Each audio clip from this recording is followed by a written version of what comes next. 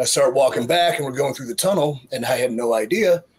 But here comes Pete Rose walking down the aisle. And I'm like, Pete! He's like, hey, how are you? I'm like, I was just talking about you. He's like, yeah, real funny. And he kept walking. I was like, sweet, Pete Rose, man. What is going on, everybody? This is Dr. Chris Featherstone here for yet another episode of the Wrestling Outlaws. I am here, ladies and gentlemen, with the Outlaws themselves. We got former WCW World Heavyweight Champion Vince Russo, former WCW fan, and also WWE talent, NXT talent, 5-star match, Meltzer guy, former two-time TNA talent, former two-time TNA world champion, former NWA world heavyweight champion. He is trouble. Yeet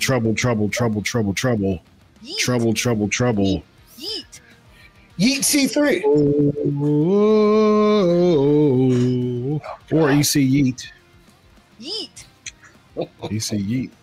How did the wave? I know the fans started to like popularize the wave during that song in TNA, and I saw that you just kind of ran with it, which wrestlers should do. I mean, hey, just ride the wave, man. Ride the wave.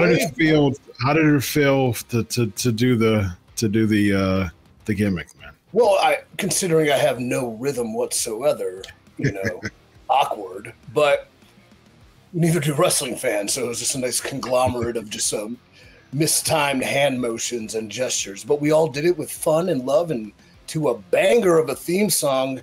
Shout out the OG Impact EC3 theme song, a.k.a. Trouble, a.k.a. Dale Oliver, I believe, and Surge were responsible for creating that gem.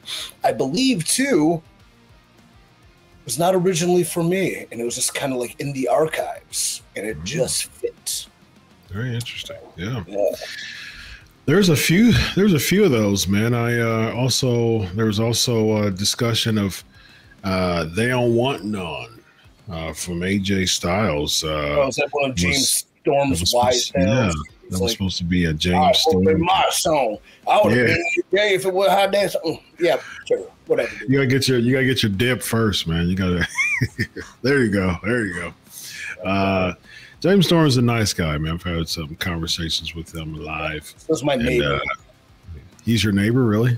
No, I said so's my neighbor. Oh, so is your neighbor? That's the wrestling thing. We're like, well, he's a nice guy, and then, so's my neighbor. Yeah. Well, I mean, I'm sure you have. I mean, you have plenty of stories when it comes to James Storm. Vince does too. Vince has worked with James Storm. What are your thoughts of James? I got along with James really well. I worked with James for a long time. He's one of these guys, though. Like, bro, I don't know. Well, I know he was at NXT and there was some issues with Triple H. I don't know what happened there, but man, bro, I swear to God, Bobby Roode and James Storm, in my opinion, were two guys that should have had WWE runs. Of course, I don't need to say EC3, but those guys should have had WWE runs, in my opinion. Yeah, I was told that they were trying to string him along when it comes to dollars contract-wise. And I could see that. Yeah. Which, hey, you got to know your worth, man. And I appreciate that from a business standpoint. So you think you know all the wrestling stories? There's more you haven't heard yet. Join us on Backstage Pass. Yes, indeed. Well, Dale Oliver, you mentioned that, man. Very underrated composer. Uh-huh. Very underrated composer. He's sort of the John Williams of wrestling theme songs. One would say. There you go. Nice guy too, man. Heck of a is he? guy. Oh nice. My God, right? EC3, great guy, great dude, sweetheart. Yeah, all those Tennessee boys are. And shout out to everybody in Tennessee that's suffering from Helena damage. It's awful across the board. Absolutely. Our thoughts and prayers are with you all.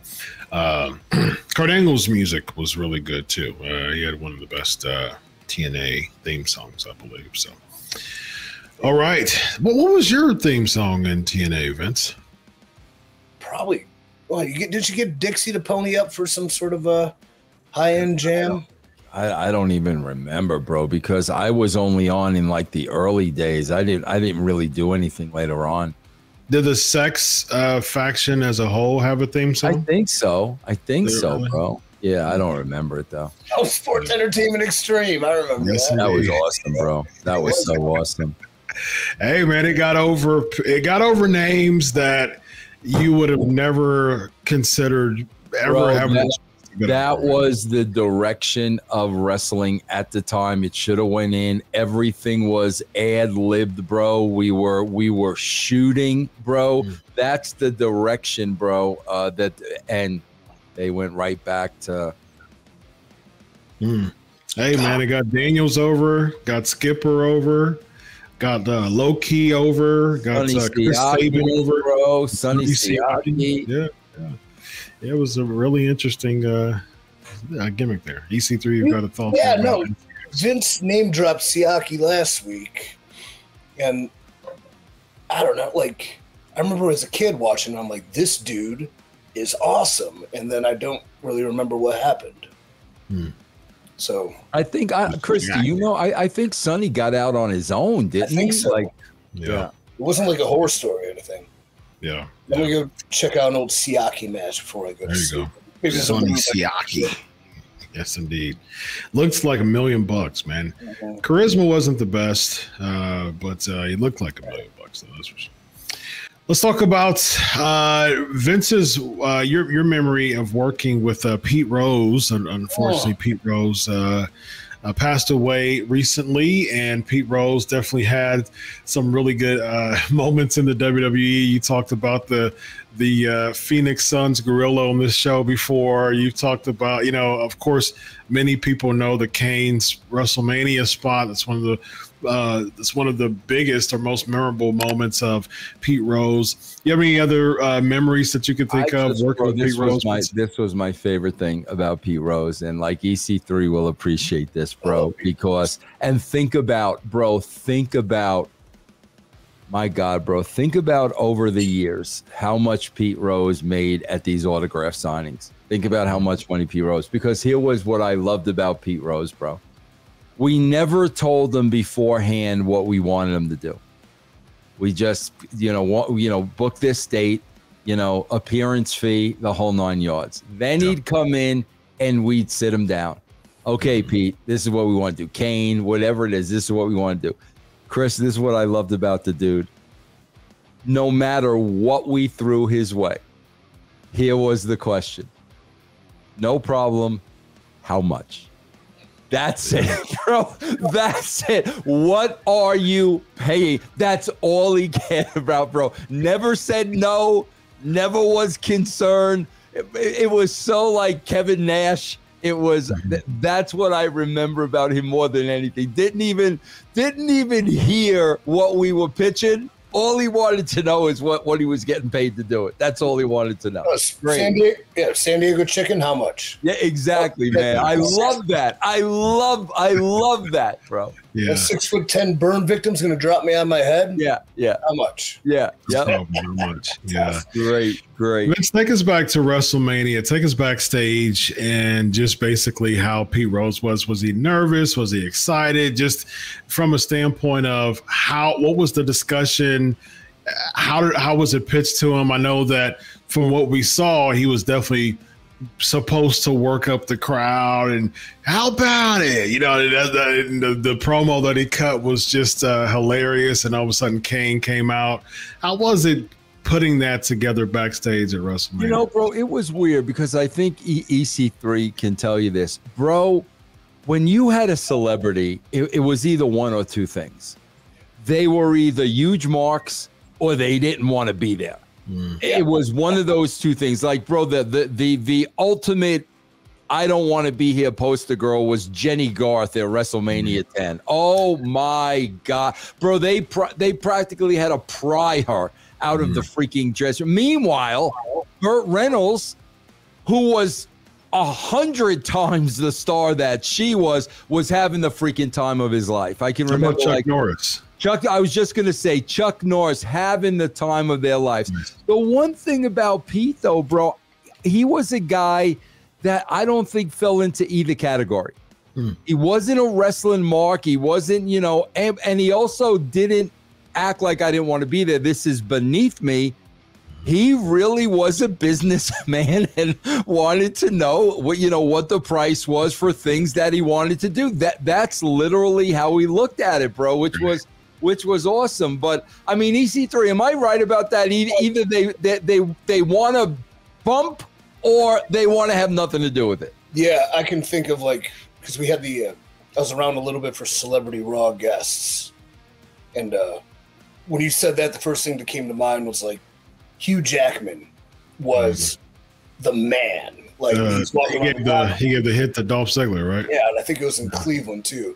He's walking around the locker room. He's FaceTiming his wife. I'm crappy little Derek Bateman. I shouldn't even be in the locker room. And he walks in. He's like, "Hey, buddy, I'm Hugh." And I'm like, well, "I know." And he's like, "That's my wife." And I'm like, "Hi, Miss Jackman." Yeah. And he's just happy as hell. McConaughey, pumped to be there. I don't think he was even on the show. Then I'm trying to think of who was kind of that was Jeremy Piven, Summerfest. That was the one we didn't see much of. So yeah, wasn't he hitting on the girls? Chris, wasn't he hitting on the girls? Didn't he X one of them out, Jeremy Piven? Yeah, and oh gosh, what's the Asian actor was hilarious? Oh, that just shows his tiny little pecker and hangovers.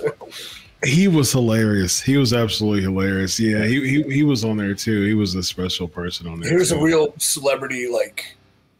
This one kind of ruined my life, right? So I'm walking by the celebrity guest locker room, right, and the door was open, and I kind of peered in, and then there I saw it: Kermit, Miss Piggy, Gonzo, Fozzie the Bear, just laid out. Oh man, that must have killed you, bro. I was just, this is the saddest thing I've ever seen. They're just inanimate objects, and I was like, horrific. Tremendous. They're not alive. Yeah. I have a little Pete Rose story. A what story? Say that. What you? I have a Pete Rose story. Oh, okay. Go ahead, man. We're doing NXT, the crappy version, game show version in Cincinnati. And I'm doing one of whatever dumb challenge was whatever that I was trying to mess with in the midst of it. I get the mic and I'm going off on this promo and I make a big Pete Rose cheap pop joke to a nice reaction to the audience. And I'm like, all right, cool. And I start walking back and we're going through the tunnel and I had no idea. But here comes Pete Rose walking down the aisle. And I'm like, Pete! He's like, hey, how are you? I'm like, I was just talking about you. He's like, yeah, real funny. And he kept walking. I was like, sweet, Pete Rose, man. That's awesome, man. Very nice. Very nice.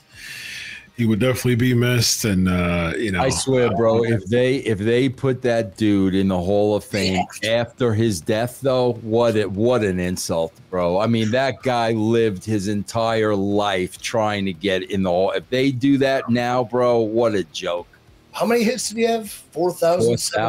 131, something like that. Yeah. Amazing. Absolutely amazing.